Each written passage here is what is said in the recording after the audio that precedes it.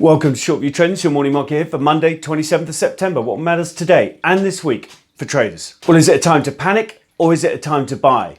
Clearly, as we laid out last Monday, the market was very vexed about the issue of Evergrande. Would it be contained or contagious? And over the course of the last week, it looks as though the policymakers and the authorities in China are increasingly trying to contain this incident and stop the Evergrande risk from spreading deeper into their economy. We've seen that, of course, with lots of liquidity injections over the course of the last week by the PBOC, the Chinese central bank, and a clear effort to ring fence Evergrande from infecting other parts of the Chinese real estate system and economy. But having said that, market jitters are still building, and indeed lots of articles over the weekend from strategists, market commentators talking about the volatility one sees in October. October, a famously volatile month, with many of the major stock market crashes occurring in October, 1929 most famously, but of course also 2008, October 8, a very bad month for equity markets, and indeed even more recently, October 2014, a pretty volatile month, bit of a down month, quite a good month to be out of the way of. But the real question to ask is this a three-wave typical pullback that you normally see when markets have bouts of volatility, or is this more like the one-wave pullbacks we've seen in recent months, whereby the market sells off in one wave and then immediately begins and resumes its equity market uptrend?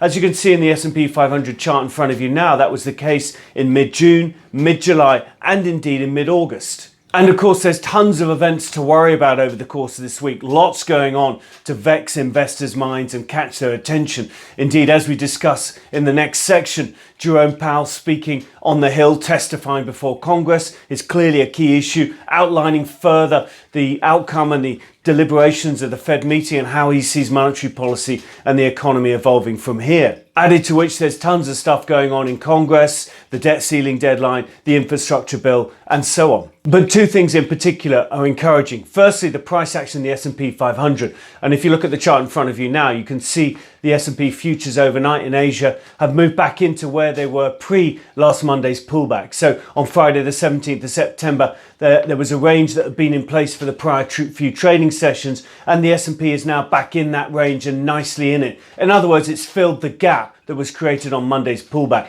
Technically, that's very encouraging. That's the first factor. Secondly, though, what is also encouraging is the positioning of our short-term market timing models, many of which are still close to buy or just into neutral territory, but certainly none of them as of yet on sell. And to remind you, these are 1 to 2 week market timing models. So even after a good week's rally from the Monday lows last week, we've still got quite a healthy buy bias in these models. See the put to call ratio, for example, in front of you now. There was quite a lot of put buying last Friday during that weakness before the US opened on Friday last week. And that's encouraging. That's helped this model to get back onto its buy level.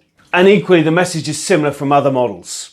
Indeed, to see a full update of all our short-term market timing models, please see today's Daily Rag, available to subscribers via the website. Or if you're interested in a free trial, we offer a 7-day free trial. All you need to do is put in your name and email address, no credit card details required, and we'll send you the Daily Rag for free for 7 trading sessions. So what are we watching today and this week? Well, as I mentioned, there's a ton of stuff going on in Congress. There's the debt ceiling debate and the infrastructure bill. And there's also Jerome Powell up on the Hill testifying on Tuesday. Over and above that, loads of Fed speakers throughout the week, including Brainard and Williams.